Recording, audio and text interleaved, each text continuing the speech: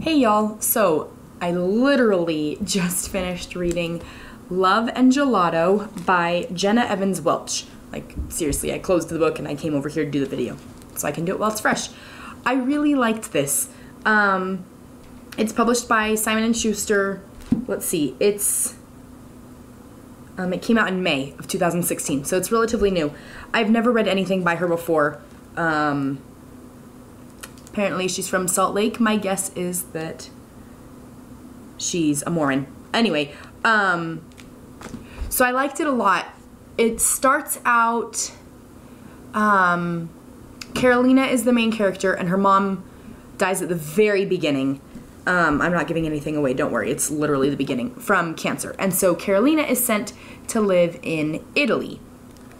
And she ends up with her mom's old journal from when her mom lived in Italy for a while. And so as she reads this journal, she finds out things about her mom and then also about her, and just kind of puts all these pieces together. And I really liked this book for majority of the book because it was her solving this mystery of her mom's life in Italy, because she didn't know that side of her mom really, because it was from when her mom was a lot younger, before she was born, things like that.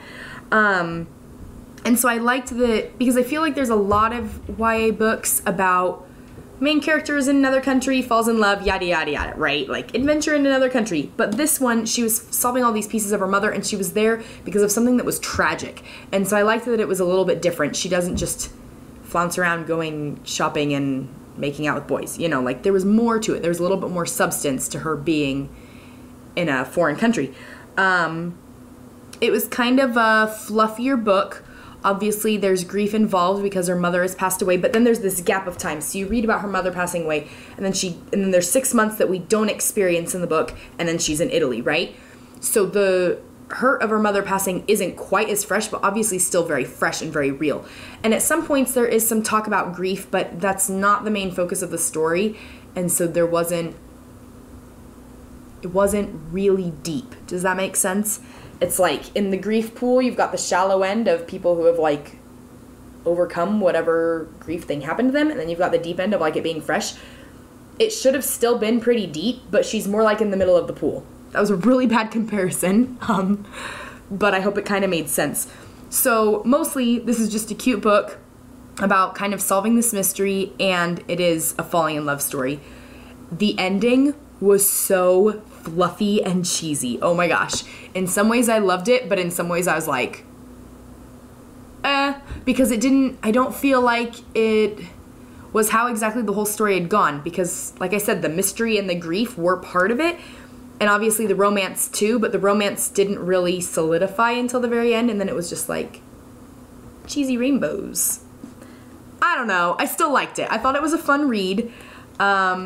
Like I said, she doesn't delve into the grief thing, so it's not a depressing book, even though losing your mother to cancer is obviously a very, very tough thing to go through. But I liked the idea of reading the mom's journal and kind of learning and understanding her mom better. I liked that a lot. So, that's basically all I have to say. It was kind of a fluffy, silly, lighthearted thing that could have been deeper, but I'm glad I read it. It was fun. I enjoyed it, and I also liked I could picture things really well. I only started it, what is today? Today's Tuesday. I maybe started it Sunday, I think. And so it's only been like 3 days. But today while I was at work, I found myself imagining scenes from the book. They were like popping into my head. And I was like, oh, what show was I watching? And I had to remind myself that no, this wasn't a show, this is a book. And so in that way, I liked it a lot because I really could picture things. And I think part of that was she doesn't just describe it like visually, but she being the author, I'm sorry. She describes it visually, but she also describes it as Carolina is feeling it while she's in those places, whether it's a touristy place or the Italian hills or whatever. And so I think that's part of why I could picture it so well, because there were multiple levels of sensory going on. But so in that way, I thought it was really, really well done, I guess, in the way that I could picture it so clearly. So I don't know, if you need something kind of light and happy, definitely a happy ending with some realness going on in there. Obviously, Happy isn't unreal. That's not what I'm trying to say. But it is kind of... It's not as deep as the books I've been reviewing lately, like Rook and The Forgetting. Those are a lot deeper. But I liked it, and I think it's fun, and I do recommend it. And it was clean. You don't need to worry about too much in here. Probably because, like I said, the author lives in Salt Lake.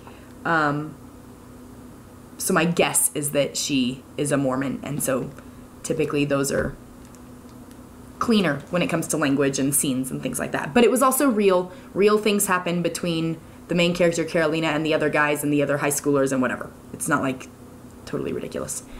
Anyway, lots of rambling in this video. If you have watched the entire thing, thank you. Good for you. Keep reading.